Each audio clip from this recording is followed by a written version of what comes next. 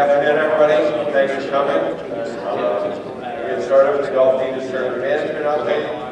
I know just about everybody, but somebody I can't see because of the bright lights in the back. Ken Dixon, the Director of Account Managers for North America. We have a team of 9 spread across the United States, 1 account manager in Canada, taking care of all the golf associations and their clubs through the TM Association product, TM Club Premium, and TM Club product. So we'll go through the agenda, already done the introduction.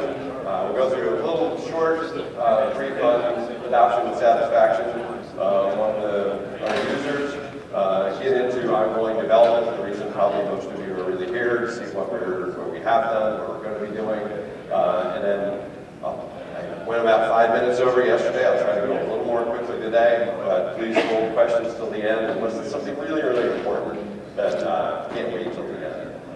So we'll get started. Adoption and satisfaction. So really just one slide on adoption. Here are the number of accounts. This is worldwide that are using 3 different software products. All 3 of them, the number of accounts are all up somewhere around 10% from last year. Total rounds, the 38 million, that is in the last 12 months, but that is also up about 10% and will probably be up total about 10%. Not 10% now, but we'll be up about total 10% by the end of this year. One thing I found interesting, and I was comparing this slide to last year's numbers, is that the total rounds of TM Club is actually down a little bit, but the total rounds of TM Club Premium is up quite a bit more. So those upgrades from TM Club to TM Club Premium have really kind of evened out the number of rounds still having that increase. Even though the number of the number of TM Club accounts has increased as well, but they're just not, they're the new clubs that you may have added to your association, haven't, completely adopted running it for every one of their events, or maybe started partway through the season. So, but again, overall, just everything's up about 10%. Satisfaction.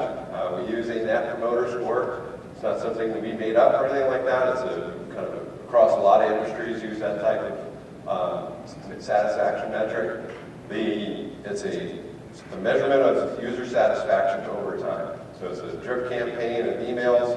The first one is about 60 days after the first time you log in, and then another email sent every 6 months or so after that. So in the last 12 months, we've sent over 9,500 surveys, or survey responses we've gotten. Sent a lot more surveys out than that. I don't answer every survey I get, and probably you don't either. But we've got over 9,500 survey responses in that time. And the question is pretty simple. How likely are you to recommend the product, TM, Golf Genius TM, Tournament Management in this case, to other people? So the way it gets measured, I'm sure you've all gotten one of these surveys at some point. As you get them, it says on a scale of 0 to 10, how likely are you to recommend this software? So you can choose anywhere from 0 to 6, you would be considered a detractor. Probably not going to recommend it for whatever reason. 7 and 8 are passive. Maybe, maybe not, don't really know, so they choose 7 or 8, somewhere in there. 9s and 10s are considered promoters. Yes, it's pretty likely or very likely to recommend the software to someone else. And the way the NPS score is computed then is you take the percentage of promoters and subtract the percentage of detractors. So just go into a little example. This scale starts at 0, but as you can imagine, if you have more detractors than you do promoters, by percentage, you could end up with a negative Net Promoter Score. So I didn't start there because we don't want to bother talking about those. But here you can see some other companies or other products where you may be familiar with: Google, Apple, Intel. Apparently everybody loves Costco. Or the average SaaS is a software as a service company, which that's what Golf Genius and the Tournament Management software falls into that category. So you can see excellent, they're really good scores. World class, Costco, everybody wants to be up in that range. So if I throw on the screen where our 3 products fall, you can see they're all in excellent, high in the excellent category. Even the TM Club Premium is into the just into the world-class category. So we pay a lot of attention to that. We use Slack as our kind of intercompany communication tool. We have a channel dedicated to every survey that's returned, and just about every one of us scroll through and see every one of those every day and keep an eye on it. We contact detractors, especially if they leave some feedback about certain things, make sure we get in touch with them to try to help them in the future, try to raise those NPS scores, customer by customer. All right. Another way to look at them, individually with the numbers by each product. The real thing to pay attention to on each of these, best way to really visualize or understand, the number of promoters compared to detractors is all the way at the bottom. What's the ratio? So for TM Club, for every 8 promoters we get a response return for, there's only 1 detractor. So sometimes as we're scrolling through our Slack channel, it takes a while to get to the green ones. The promoters show up in green, detractors show up in red. Sometimes it takes a while to find the red one. As we move into TM Club Premium, you saw that net promoter score was very high, but a little bit higher than TM Club. So there it's for every 11 promoters, there's only 1 detractor. And very similarly for Team Association, for every 10 promoters, there's only 1 detractor that comes back. So great numbers, but we always continue to strive to keep increasing those numbers as well. On to what you're really here for, ongoing development. So what I'm going to show you today, we've divided up into 2 buckets. What's available now since IAGA last fall, and what we're working on now, coming up soon. So this next slide is a long list. Don't try to read it, don't try to take a picture of it. It's not going to be up there very long if you want it, because I'll go through some of these in my presentation, but we have a handout at the end if you want to see that exhaustive list. And I say exhaustive, these are things that are relevant to you. There's a lot of other things we do that you'll never see, some that I'll never see. Security updates, database management, things like that. Everything happens in the background. They have to be done. We have our software engineering team that takes care of all that, just to make sure the system is as great as it can be. But like I said, you and I will never see them. They just happen in the background to make sure everything is great. So I'll take that. If you want to see that list, Josh has a handout here, hand them out at the end. So available now. Shortly after, I believe it was maybe March-ish, late February or March, we released the multi-event series function. So multi-event series, a lot of associations, many clubs, junior tours, a lot of our customers. You're going to manage a handful or quite a few of almost the exact same event throughout your season. Right now, as you go through, you create these events, or the first time you ever created these events, you would create those events. They all have maybe the same registration form, very similar or the exact same entry fee or payment for each one. You're playing the same tournament format. I know, like Philadelphia Junior Tour, every entry fee is exactly the same, every registration form is exactly the same, and every tournament format is exactly the same for all 80 some of their events every year. So instead of going through and recreating or even cloning, which does save you some time, but it still takes, 10 minutes or so if you clone an event to make it ready for this year's event, from last year's event. If you have 82 events, that's 800 minutes. Somebody else can do the math, that's a couple hours to get that done. So with the multi-event series on one page, who here has used our multi-stage events, like for their qualifiers and the championships? So just about everybody. So a very similar page to the setup of your first stage events in a multi-stage event. You can use a multi-event series and create your, in this case, Golf New South Wales, one of their regions, created their 4 events all on one page. And then, after those are saved, you just give it a different name, different date, different golf course, and then you come to this page where the list of those 4, 8, 10, 30 events, whatever it may be, are all on that one page. And then you can see the templates toward the top left there. registration form. If it's exactly the same information you need from every player, you create the form here, propagate that into every event. Registration payments, they didn't use it, you can see it's disabled there, grayed out. But if every entry fee is the same, like the Philadelphia Junior Tour, I think it's like $85 for every one of their events. Create one payment option, propagate it into every event. And the same with tournaments. They're all, stroke play by age and gender division. They create them here, propagate it into all whatever number of events you have. Saves a ton of time, even compared to cloning all the events that you ran last year. Lottery management is a sort of sub-function right now, I'll get into that a little bit more later, of the multi-event series. So in the multi-event series, maybe this was actually brought to us by Mass Golf. They have about 25-ish, somewhere around there, of their member play dates that are all extremely popular. They probably could double, triple the number they have and still have an absolutely unique field of players for every one of those events. Mark just told me the other day, one of the events, Cape Cod Country Club, is that it? They had over 2,400 lottery entries just for that one event. And there's some others that have, close to that number. That was the highest one. So to be able to manage that right now, it takes a lot of work by one of their staff members, Kyle, who spends hours and hours during the summer, every week, almost every day, managing how their lottery runs. So for your registrations for your events, there's different ways to run registration for events, whether you fill them up, you have a little bit of a wait list, or you could have huge wait lists in their case. There's different ways you could do it. So there is the first come, first serve, the concert tickets. You get in line, everybody logs in a couple minutes before, keep you fresh on your page, fill out the registration form, and enter your credit card details as fast as you can. You get in, somebody that gets done a minute later than you, it's full or on a wait list. It works, a lot of people do it, but maybe that could be the way you want to, maybe not. Another way is kind of a simple lottery. So in TM, with us, you probably use pending registration.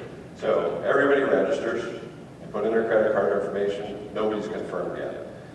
You can then, we have an option to shuffle that pending list, put them in a random order, or you can go through, in whichever way you want to do it, cherry pick. Is the play day at the home club of the association president. They probably need to get in that event and then pick and choose whoever else, whether it's just cherry pick, make it randomized, start from the top, go down, things like that. But that's one other way to do it. It's a little bit more random, a little bit more fair. Some people get in, some people don't.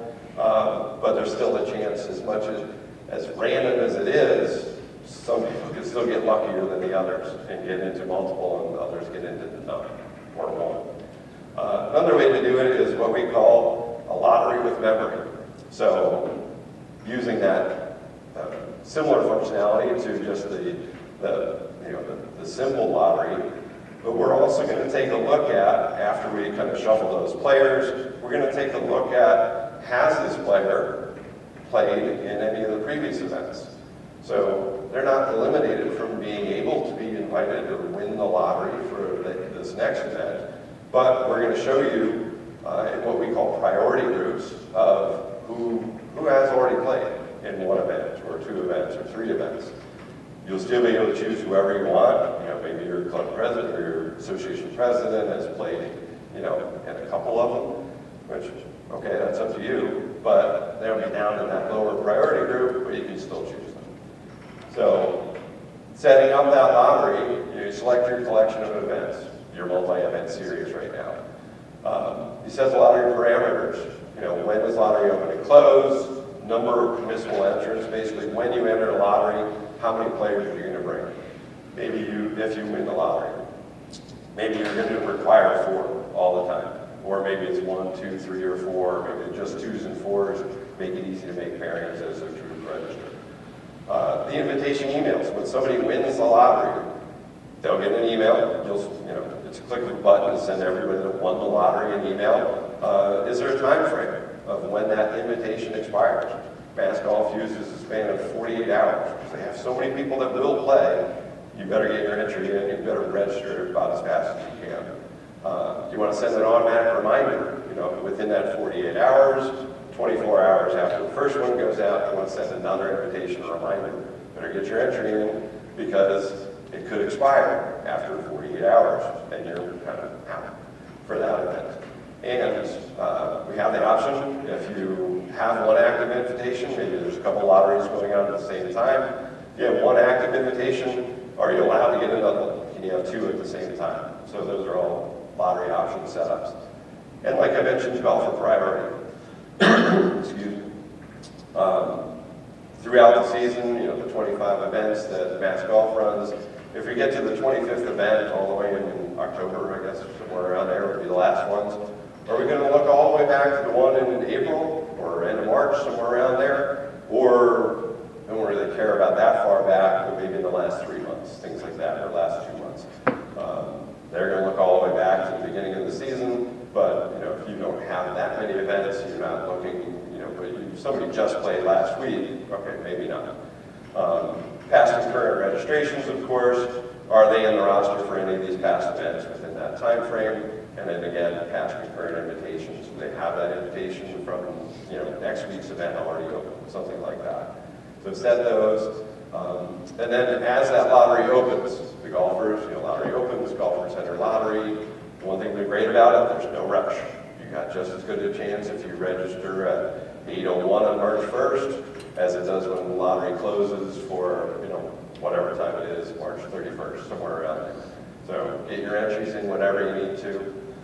As the lottery closes, I'll show you a little bit more visual presentation of this, but the golfers get organized into priority groups based on the parameters you set over on the left side there. And within those priority groups, those golfers are randomized, shuffled. That was something we did the year before this, the shuffling the wait list or the pending list, to make that randomized, a little more fair of what order they're in. Excuse me, the manager then selects the lottery winners, the initial set of lottery winners, sends the registration invitations, time frames that you set before. They go out, golfers either accept the invitation, register their 1, 2, 3, 4 players, whatever it may be, or they can just click a button, decline, yeah, I entered the lottery, but now I can't make it. So those, one or the other, can open up some more options, repeat that cycle as needed until your event is full. Maybe you still can have a little bit of a wait list, things like that, but as you go through, just keep repeating that cycle until you're ready to close up registration and you can start to manage the actual part of the event, creating pairings and everything like that. So the lottery entry itself, when the players go to the portal to enter the lottery, it's really simple. They'll log in like they do, registering for a normal event. Their email address, first name, last name, GIN number, it's all filled in automatically because it's on the master roster already. The only thing they pick is how many people am I going to bring if I win the lottery for this event. So 1, 2, 3, or 4 is the way I have it set, but you could just have 4 players if all you're going to take is 4-person entries, and you're off and ready to go. The real, what I talked about before with the prioritization and the randomization within that is what happens here. This is a very simple example. Especially for your first event, there's only going to be priority group 1. Nobody's played at anything yet, it's the first event. So if everybody's there, you can randomize it, of course, and then invite who you want for that first event. Get to the second event, you're going to have at least 2 priority groups. People that haven't played yet, people that played in the first event. And you'll be able to see a little more easily, as you compare, that this player is in priority group 1, they have not played in any events yet. Going down a little bit further, my 2 daughters are in priority group 2 because they played in a previous event. Still can invite them if you want to. They're my kids, I'm probably going to invite them to play in the event. So you can still invite them, but we're letting you know they already played in one event. If you want to choose all those golfers from priority group 1 instead to add them to the invitation list, allow them the option to enter the event. So besides the association use case, we'll call that, everybody may manage it a little bit differently, but a lot of clubs are looking for something like this too, maybe something not as involved with the entire multi-event series setup, things like that, where it requires master roster registration at this time. We do have about 100 TM premium accounts that have master roster registration, but GGID login and single sign-on with their club website system isn't supported right now. So that's one thing, for a club to be able to use the lottery function. We need to do a little bit more work on it. But a lot of clubs will say, okay, I have my member guest this year. Let's take a look at who played in the member guest last year. So we want to, give everybody a chance to play. They were on the waiting list last year and they never got to play. They want to go through the whole multi-event series setup. So within one event, we'll probably have something like just a lottery page. You'll set up the parameters for this event. And all I want to do is basically check a box, say, okay, but look at who was in the roster for last year's event, and let me know who they were if they entered the lottery for this event. So make things a lot more simple. You can do it today. You could do it today because you have master roster registration, but they'll be able to do it a little more easily, or even you could do it a little more easily for more of this single event, or what we, kind of internally are calling the club use case. So keep an eye out for those. That's all the multi-event series and the lottery functionality was released, like I said, earlier this year. So consider that, whether you need lottery, like Mass Golf does, or if you just have a whole bunch of events, or even just a handful of events, like that New South Wales case, where they're all pretty much the same event, and it'll just save you a decent amount of time getting those events set up. Mark, you want to add anything? Or, that is Mark, right? Okay. Right.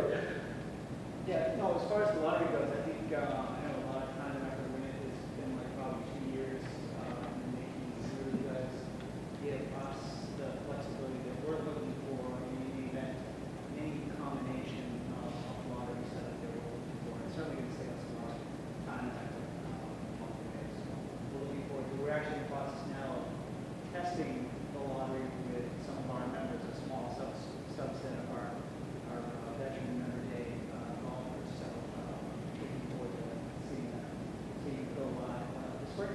Great, appreciate it, thanks. All right, move on a little bit more, what we call the consolidated roster extract. So a lot of associations, not necessarily associations, but end users may want to know kind of who played in all of your events and, draw some data from those. So in the past, we've had this request where, you need to take every event roster, download it, put it into one giant spreadsheet, compile the data you need, things like that. You can do that, but, a lot of you are tournament managers, I'm sure you have a long checklist of things to do to wrap up your event. Probably don't need one more thing to check off at the end of every event. Download that roster, send it to somebody else, they compile it, things like that. So as you need this information, if just having every roster all in one giant spreadsheet is going to help you out, that's what this consolidated roster extract can do. Now, you'll still need somebody on staff probably who's a kind of Excel wizard to put all that data together with your pivot tables and your VLOOKUPs and your count ifs, sum ifs, things like that. But in your customer center, season management report center, there is the roster extract. Really, really simple to use. You click configure and print, select which season. We can even take a look at past seasons as well. Pull all those if you want to compare 23 to 24, things like that. Just let the download go, export that spreadsheet, and your Excel expert can have their way with it and get all the data you need, compiling all those different numbers for your participation from season to season. Stripe upgrade. I know most of everybody in this room uses AFS, NMI, but there are a few, I don't know if they're here, but there's a few associations that are using Stripe. Stripe upgrade, most of the upgrade is what I talked about before. Things you and I, even if you use Stripe, you and I would never see it. Security updates, their latest APIs, things like that. All really in the background to make the integration we have with Stripe the most secure possible, work the fastest, and everything like that. But the one thing that I just want to point out here, the ability Stripe has always had the ability, when we integrate with them, for players to save their credit card details. It's not actually saved in TM. We save what's called a token, and we call Stripe to get the actual credit card information when they go to register. But with Stripe, if you use that, they never need, if they have their digital wallets, Apple Pay, Google Pay, or Stripe Link, it's called. I had to ask what that was, to be honest with you. And they've already had that set up. They never have to enter their credit card information. I register for an event, pay with Apple Pay, I'm done. So that's an option for our Stripe users to use their digital wallet going forward. Showcasing current and recent events. So a lot of customers, you know, we all, just about everybody, I'm pretty sure, uses our directories where players can see, you know, a list of all your events, look at past results. Of course, that's where they go to register for one event or multiple events with our multi-event registration tools. You can filter it down just so the ladies' events, men's events, junior events, your play days, things like that. That can be a pretty long page. But some associations, a couple of them approached us in the last year or two, said, okay, I want a subset of these events, which you could do, you know, kind of manually. Just pick and choose, but then you got to keep updating, you know, what's showing on your website. They want to take the iframe code, put it on your website, so I have a, you know, just a couple events showing, you know, that day's events and tomorrow's events, things like that on your website. But you would have to manage that manually, or it was a really long list of all the events, things like that. So it didn't always, you know, look the best, didn't present the best, didn't fit that well on our website because they don't want to take up the whole page. So we've addressed that with some new customization options for iframes of directories. So certain things you can do, hide the past events. That's always been a, you know, a default filter that you can set for any of your directories. But hiding events with no leaderboards. So you have your current event that's going on today. Maybe you've put another event in progress for tomorrow that has a leaderboard, but next week's events and the events in, you know, the rest of the year aren't going to show up because they don't have a leaderboard yet. Hiding some unnecessary visual elements, you know, the name of the directory, that's going to show up there, or would. The filters for in the search bar and things like that, you'll be able to hide those, and a little more condensed version of it. So we all know how, you know, each event has its own block. You get too many events in there, it's a little too tall. You have limited space in your website where you may want to show this. So the way it looks right now, you can do most of that right now. The way it looks right now, you can still see the names of those two directories. But here you can see, and this is Texas Golf Association, it's one of the first to approach us about this. There you can see the top part is just showing the two events, two with results available. And then the second one, I believe that's some of their junior events that just got one live leaderboard at the time. The best thing about this is, you know, before these enhancements, if you wanted to do this, you'd have to go and, you know, pick and choose which events every day to show on there. Now with a lot of these enhancements, you set all those filters and options in the beginning, put that iframe on your website, and you never have to touch it again. The new condensed version, which isn't quite done yet, will be very shortly, takes away the view and the results links on the right side, moves some other elements around, you know, gets a little bit shorter, and the entire bar for each event is clickable. So you don't have to click on, you know, whatever blue link you can find. You just say, want to find the, you know, women's senior stroke play, go look at that leaderboard, you just click anywhere in that bar, opens up the leaderboard on the portal, another tab to your browser. So if you like to showcase your events on your website, whether it's on your homepage or on your tournaments page, certainly take a look at those options in the directory setup in the share tab of your directory. Passive pace of play. We've had a pace of play feature for quite a few years now.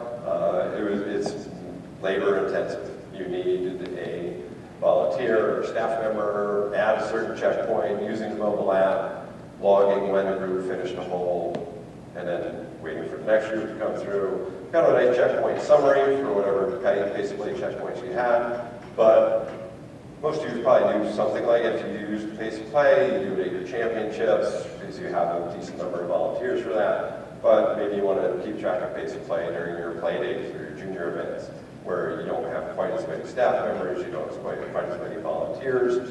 So whether you can or can't really monitor pace of play, may be a lot more difficult at every one of your events.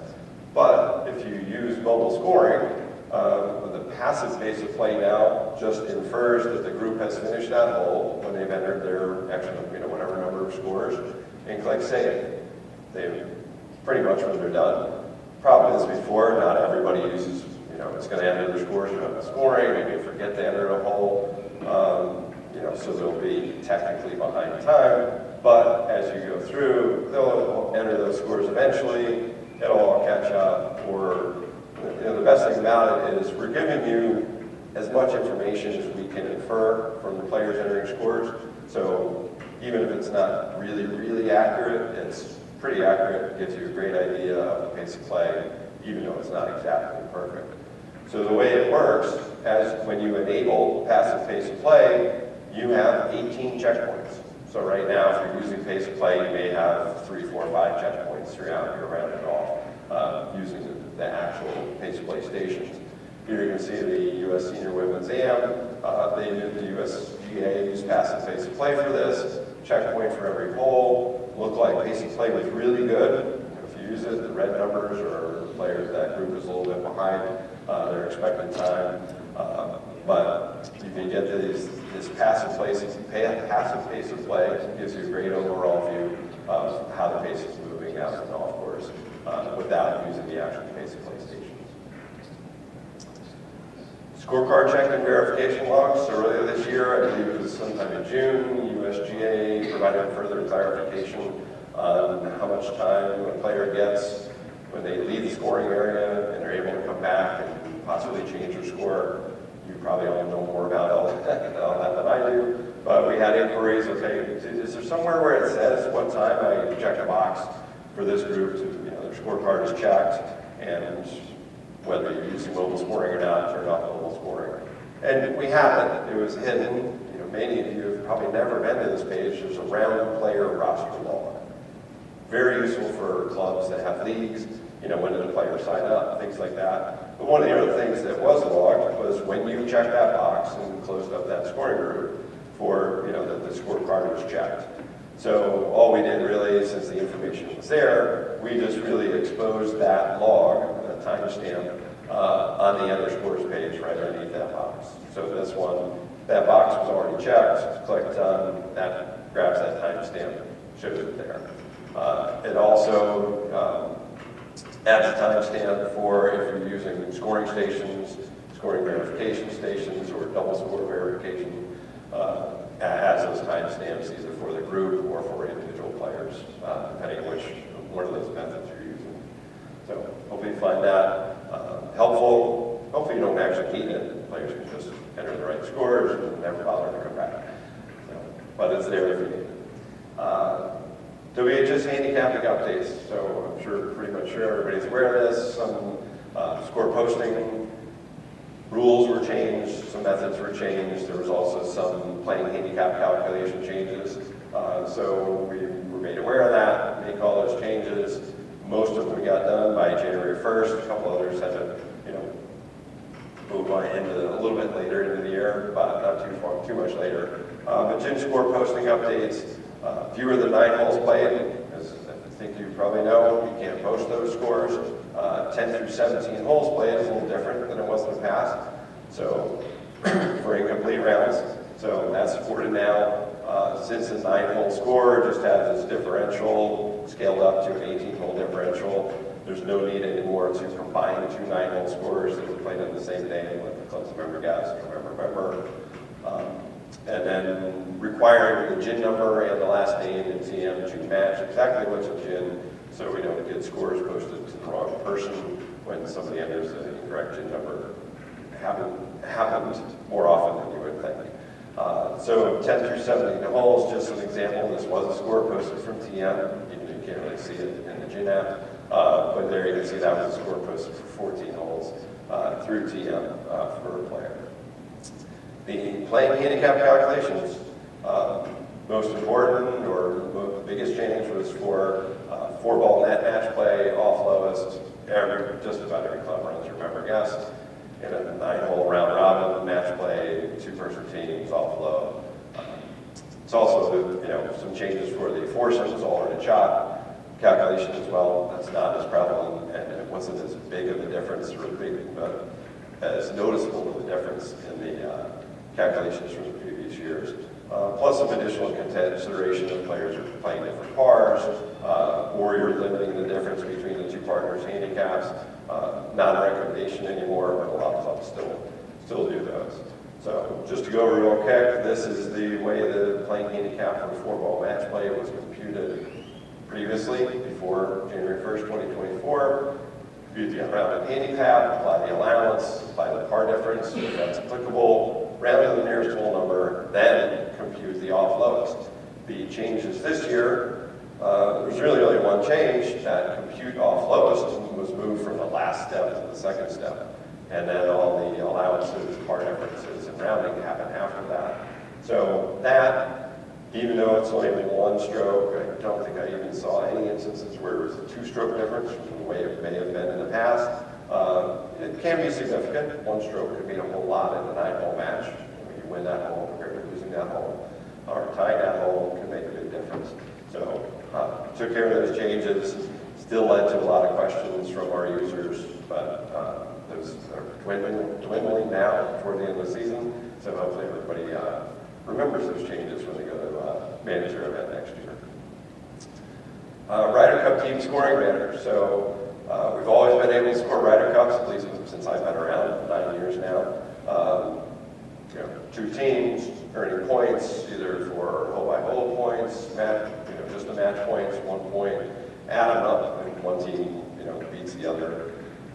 We always could display those results in a team point summary, on the leaderboard, but it was really just a table, not that attractive of a way to store those points.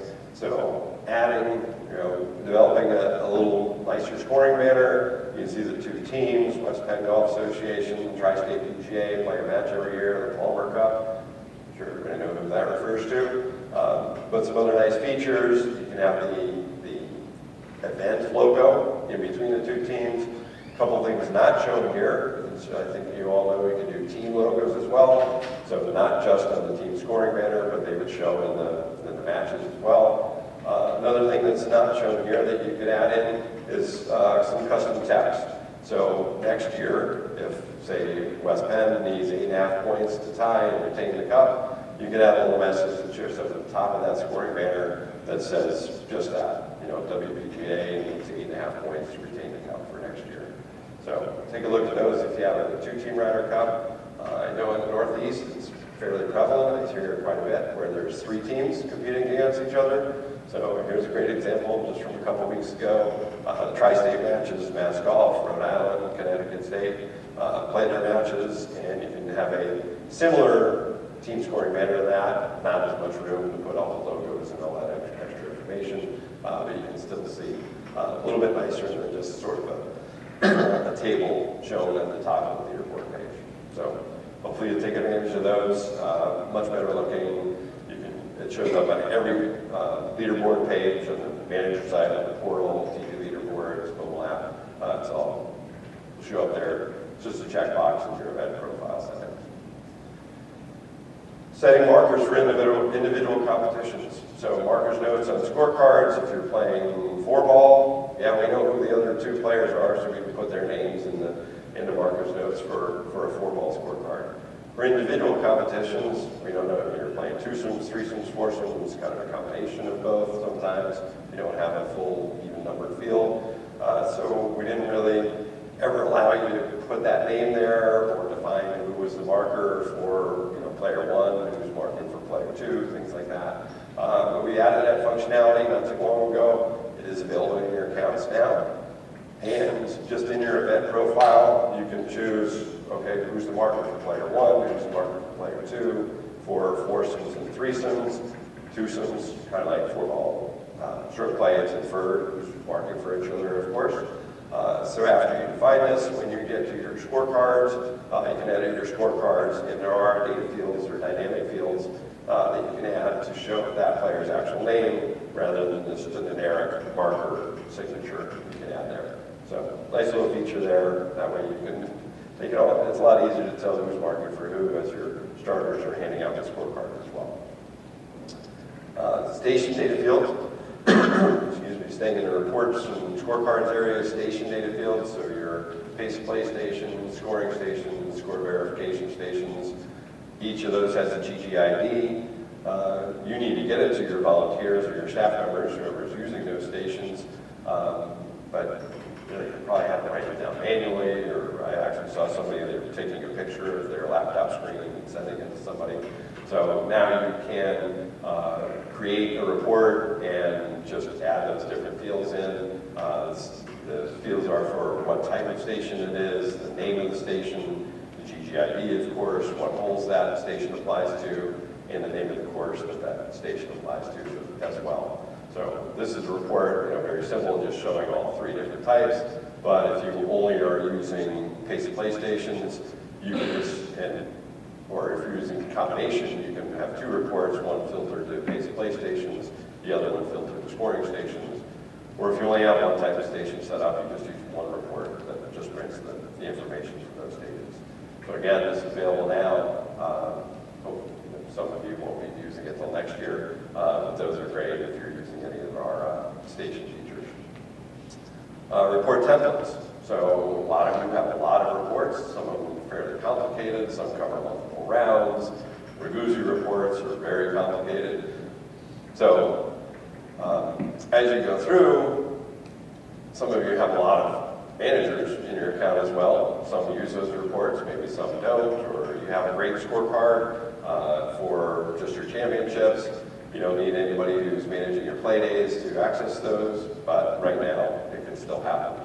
Well, if you would like that to not happen, we have the option for setting permissions of who can edit a report, scorecard, spreadsheet, chart signs, things like that, which this is by request, but we'll turn it on for anybody really.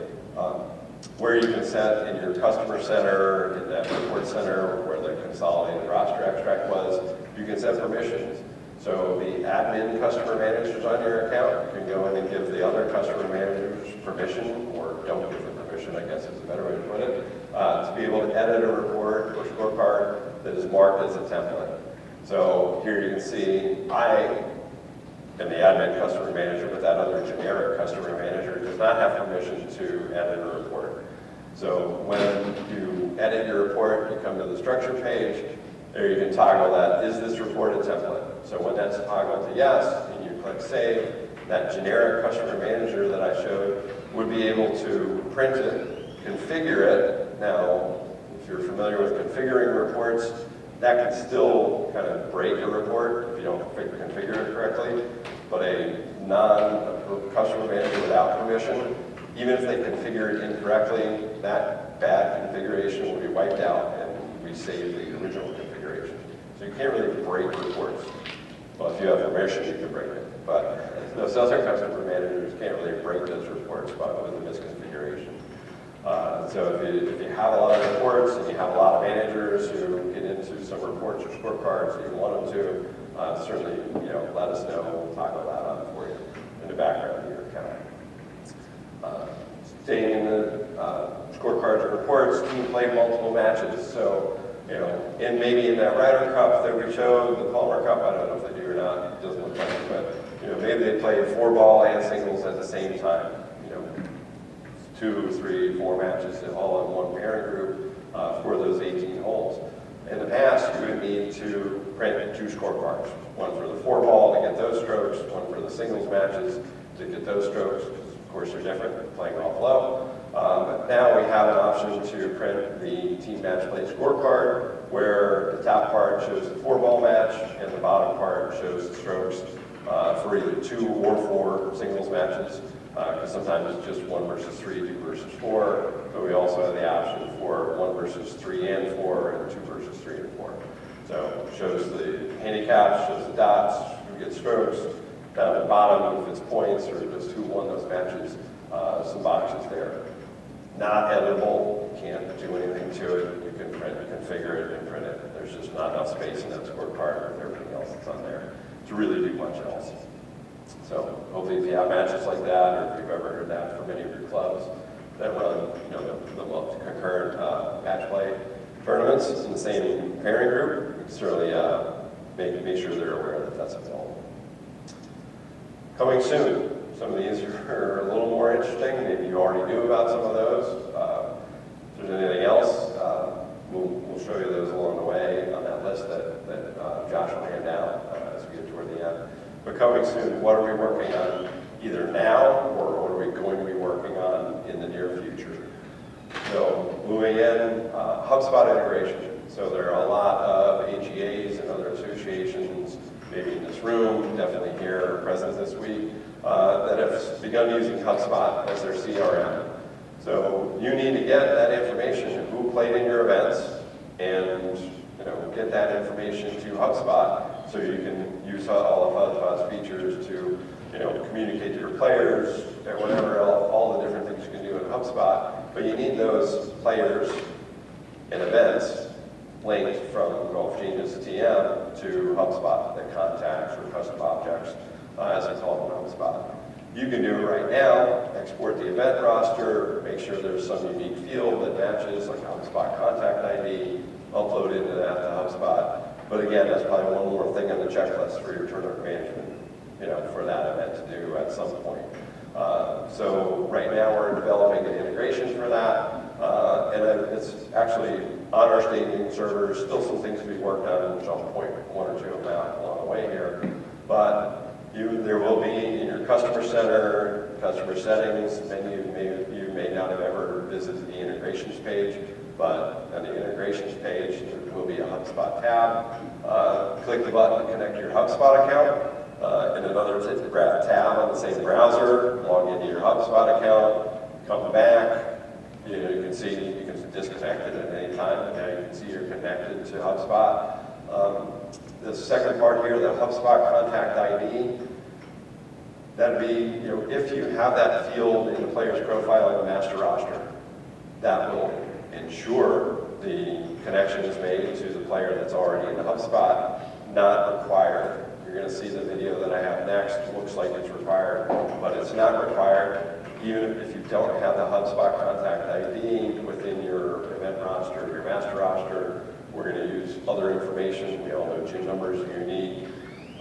Email addresses we know are unique, at least in TM, so we can use that information as well as their last name, first name, phone numbers, things like that, to make sure we successfully match as many players as possible to their contact that's in HubSpot. But we'll go through a little quick video here. There we go. So you've connected it. You're in the event itself. You can see here there's a easy search bar. Just search for which event you want to connect this roster to. And as you move on, just click upload. Process happens. We connect to HubSpot. Find the players that we've matched. Here in this case, you're going to see it only matched 8 out of 56. You will rarely ever see a number that low once we finish all the work of using GIN number, last name, and other information. The vast majority of the time you're going to see every one of those players exported to HubSpot. Then when that job finishes, there will be a new tab in the roster activity log where you can go and check if there happens to be 1 or 2 players that did get matched to their contact in HubSpot. Here you can see Dan was successfully exported. This has been done a number of times in this event. But Bob is one of those players with a HubSpot contact ID not found yet, but that's the case where he probably will be found because his GIN number and last name match what's in the event and matches what's in HubSpot, or at least his email address, different things that we pretty much know are unique. But here you can see in the HubSpot account, your events will be created in California Senior Amateur here. You can see those 8 players. There's 2 pages, it only shows 5 here, but those 8 players now are successfully added as contacts to that event where we were just exporting them from. So this should, development on this should finish up, hopefully, we think, probably before the end of the year. You can see it's most of the way done. just have those a couple more things to add in, matching GIN number instead of needing a HubSpot contact ID. So hopefully those of you that use HubSpot, whoever manages that in your account, I know like in Bank Golf Association, John Temple texts me every couple of weeks or so, is it done yet? Is it done yet? And it's getting there, and we'll be ready for everything for next season. Credit book. Some of you may remember, I talked about this last year as coming soon. I guess it's overestimated, underestimated. The amount of work still left to be done on that, but it is now really coming soon. We're really wrapping up. As you all know, payments, refunds, transfers, all the different types of payments, whether it's membership programs, event entry fees, invoices that you send, it's all very complicated, even for just your use case. And you probably realize that you don't even use all those different options. You may use some of them, but not all of them. But we have to make sure every use case is covered. Every use case is covered for those who use AFS and for those who use Stripe, for those who use split payments, things like that. A lot of different places, a lot of different options, a lot of different use cases. Have to make sure they're all covered because every one of you would tell me that the entry fees, that's your lifeblood at your association or one of them, that it's got to be as good as it can be. So that's why credit book, the development is taking a little bit longer than a lot of things we've ever done. But when it's ready, basically players will have a credit balance in their credit book, where that balance either comes from an administration refund or a membership program refund or an invoice refund, and that money is added to their credit balance. You can also manually add funds to a player's credit balance. So in the case of the junior tour, maybe some players get a scholarship in the beginning of the year, low-income family, but you still want them to be able to play at X number of events. You can just go in and, it's $80 for entry fee, they get 3 free entry fees. You just go in and adjust that player's balance, give them $240, there's your 3 free entry fees. So as a player has that money in their credit balance, and they go to register for an event, this is just some fake player in my account, but you can see that player had $100 in their credit book, the entry fee was $100, that bottom button where it says register, normally if you actually have to pay something, it says pay now, but so this player used up their credit, paid that entry fee, and just goes right to your register. Doesn't have to worry about putting in the credit card. As you can see at the top, they do have the option if they want to not use that credit balance for this event, they can use it for some future event, and just keep managing that throughout the season for your association's credit book. Team matches revamp. I know Carolina uses team matches. Anybody else use team matches? Match golf, of course. So those of you that use team matches, it's a great feature. Really takes care of everything you need. Your team matches are Carolina's is a huge set of team matches. I know that. Men's, seniors, super seniors, regular season, playoffs. It goes just about the entire season. So works great. Vast majority of the time. Every once in a while you run into something that happens, you need our development team to take care of that, or if there's changes. I know Mass Golf men's team matches this year, the first year they ran them. Their format for that is 4 teams in one section. They each play each other round robin, 3 matches. But then they've added a 4th match where they don't know who those teams are until the 3rd match is finished. The first place team at the time plays the 2nd place team. 3rd place, 4th. So if, Jenna or Kyle try to define those teams, or even if I did, and we've said, okay, this team in this 4th match goes to play each other, it's not going to work. We need to let our team take care of that. Those are the kind of things. This is one more thing. A lot of the things that are in this revamp are in the background. You're not going to actually see that much difference, see the majority of the improvements that are being made in team matches, but these are the kind of things that we need to get done so it makes it easier and better for all of our users of team matches to use that functionality to manage their seasons.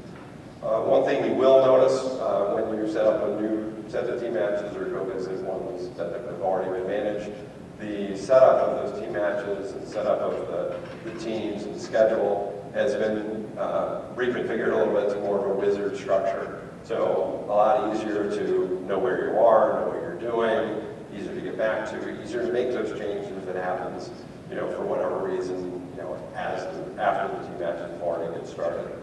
So again, look forward to that. This is another huge feature throughout the world. We have a lot of customers in Europe and New Zealand, Australia using team matches.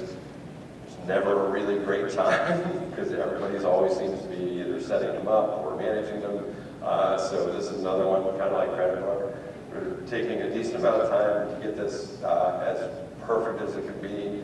We have probably 3 times as many people doing testing on this as any other feature we've ever either released or revamped. So we're spending a lot of time, but hopefully we have this all completed soon and in everybody's hands before releasing use cases, before you run your team matches for next season.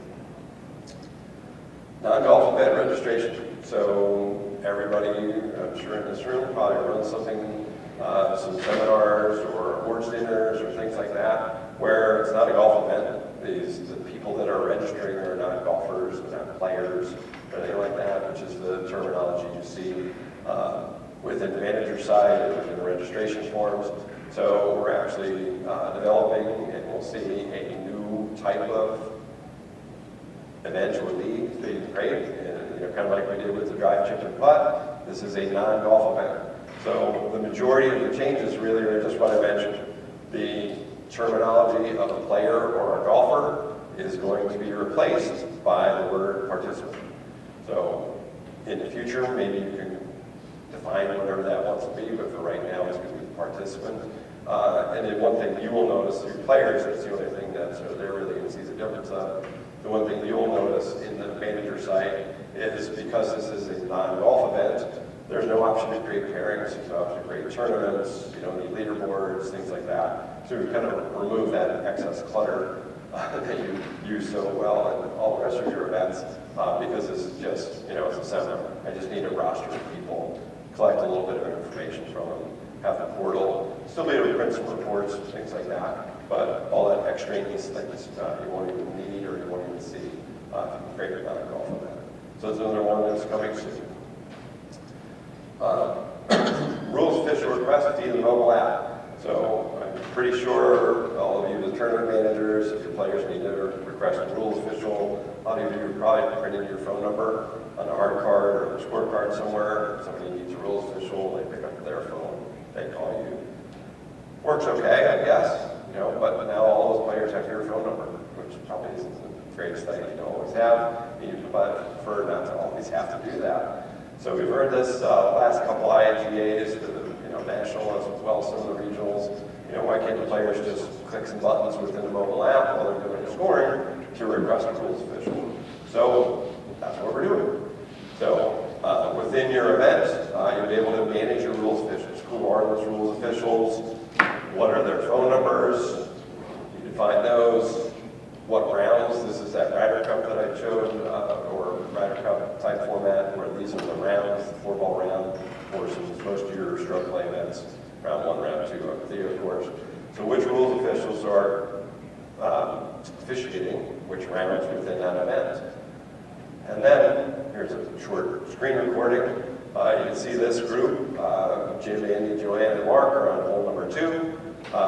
Either while they're on hole number 2 or they finish number 1 and we need a rules official, they'll go back to that main menu, click request rules official, select which player, put in a callback number, their phone number, type that in. You can see we know what golf course they're on. We infer what hole they're on by the last score entered. So they finish scoring number 1, we say they're number 2. They choose whether on the tee, fairway, the green. See, this is on my phone. I'm going to put my phone number in there as the rules official. And then you can see that they get a response to the request has been sent, and the official or officials receive this text message, and then go about your normal procedure for deciding which of your officials goes and takes care of that ruling on that hole. So this is another one. As you can see, it's not live yet. You don't see it in your account. It is on our staging servers. Really seems to work as good as I can think it ever would. at this stage of it. So another one, but still thorough testing needed, especially anything with the mobile app. Make sure anything we've done there, I can't imagine why it would affect any other functionality of the mobile app. And we'll get this, definitely before your season start next year. Around sign-up enhancements, probably not used a whole lot by associations, but definitely round sign-ups are used immensely at the club level for leagues. I do know there's a couple associations that use round sign-ups for their volunteer sign-ups. So if right now round sign-ups are sent to the players on the roster and they get an email and it says, yes, I'm playing or no, I'm not playing. That's it. You can't ask them any questions. You can't, see what they want for lunch. You can't see what they're, if they want to take a caddy or anything like that. Round sign-up enhancements, as well as adding those options to add some custom fields, collect a little more information during the sign-up. One thing about all the different settings for round sign-ups, they're in one league. There's some of them in about 4 different places. Some are in the league profile, some are in the calendar view, some are in the rounds menu, and some are in the round profile. So the first thing we've done, let's get through that one, is we've created a round sign-up center. So all those different things that I mentioned are in 4 different places will all be in that one round sign-up center. So what are the general settings? The round sign-up form, I'll skip that for now, I'll get to it in a second. Define when your sign-up is open and closed, the communication, more info, or your round sign-up email configuration, there's links to that. So set all those parameters all in one place rather than a couple different places for just that one round. The round sign-up form is where, just like all your event registration and your event registration form, pick and choose what custom fields are included in that form. So there you can see the round custom fields. This will be a premium or association-only functionality, not for the TM Club. The round sign-up center is for everybody. But the custom fields, because it mimics event registration so much, we're not going to make that available for our TM Club customers. But here you can create your custom fields to use during your round sign-ups. If you want to get into grow skins, what you want for lunch, net skins, riding, walking, taking caddy, beginner events, what's your skill level. Some beginners are better than others. So let us know that information. And then include those fields within your round sign-up form. Player goes, they sign up for the round, they fill out their information. If they're allowed, they will sign up another member or sign up a guest, add that same information for those players. Along with just the form being available for round signups now, we're also redoing some of the other areas on the portal that involve round signups. That hasn't changed, and who knows, when knows. It's still the same as it's been since I started with Call of Duty. So we're making some of the, redesigning some of it, make it a little better navigation for the players and things like that. So look for those. It's another very, very large project. But that's nearing finishing up and should be released fairly in the next couple months or so. Round Robin T-sheet, another thing used primarily by our clubs, but just about every one of their member guests or member members. A lot of times you're going to use Round Robin. The T-sheet is great. It shows all the teams in the flight, and then each of the 5 matches or so, 5 or 7 matches that you're going to play. Below that, we've got a lot of requests. Hey, can I, remove the affiliation? Can I hide the handicap index? Can I not show playing handicap? Can I show the T abbreviation and not the course, things like that. So instead of just printing it and this is what you get, we'll have a page that you'll be able to configure what do you or do you not want to show on that round robin T-sheet when it gets printed for your club's member guests. So hopefully the clubs will enjoy that because we have a lot of requests for making some changes, adding things, on those round robin T-sheets. Combo T colors. This is great here. I'm sure you all know there's a lot of clubs that have combo T colors, blue-white combination, red-yellow combination, things like that. And mostly they want to have that shown on the scorecard when they print scorecards. So in the past, if you wanted to do that, about every time you printed a scorecard, you could change the background color of certain cells and things like that. Very time consuming, hardly anybody really wanted to do it. But now within your course details, you can see that you can just check the box. It says this is combo T. I want to define combo T colors. I doubt this is an actual use case, but every other hole would be yellow. Who knows, it might happen. You define it there, you save, and then when you go to print your scorecards, automatically that row is using the different color T's defined for those different holes. So, very highly requested. Should be coming out very soon, actually, in the next, probably before the end of this month. Report configuration enhancement. So I talked about before defining a template, because the configuration of a report is sometimes very complicated. And think about the Guzzi charts. There's fields all over the place. And we go from one event to the next. You need to configure it again and then make sure that's right. You get the right information in the right place in the report. So it's not always that apparent. I'm configuring these fields, but where does that really live on the report? So the one thing that I can show you here is a little screen recording. This is a fairly basic report, but it's for an alphabetical report. I think. No, it's just a player list report for 2 rounds worth of tee times. But as you can see, as I move my cursor around here, as it hovers over certain areas on the right side of the report itself, or on the left side, which dynamic fields, as you hover over those, we're going to highlight which field field or fields you're configuring when you set those for the different rounds or the different tournaments or anything like that within that report. So hopefully this will make it a little bit easier for you and the rest of your staff, as well as our club users too, when they have to figure a report or a scorecard or a spreadsheet, which fields am I defining when I choose that configuration.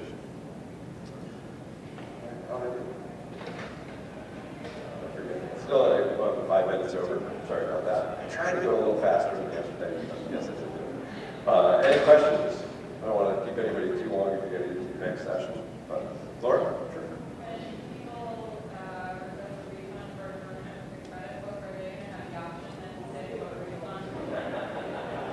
They will not. If you will need to let your players know that this functionality, if you have it enabled in your account, it will be by request.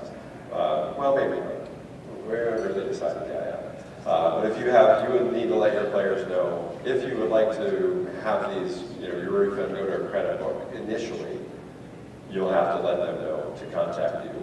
The first one at least will be a manual refund where you say, have it go to credit book instead of credit card. After that, if they use their credit book either to fully pay for the next registration fee that they pay or partial, any automatic refunds will automatically go back to the original source of payment. So if they had $50 in credit book, it's a $100 entry fee. They pay $50 with credit book, $50 with credit card. If they cancel and go through an automatic refund, whether there's some policy to take a few dollars out, then the $50 and $50 will go back to those same 2 places. But if they want the full $100, the extra $50 that they paid with the credit card, just go back to the credit book for now. And that is on our future list of work. It's allowed the player to choose, but for right now, it's for you to manually refund the player and make that go to the credit book instead. Anybody else? All right. Okay. Thanks, everybody.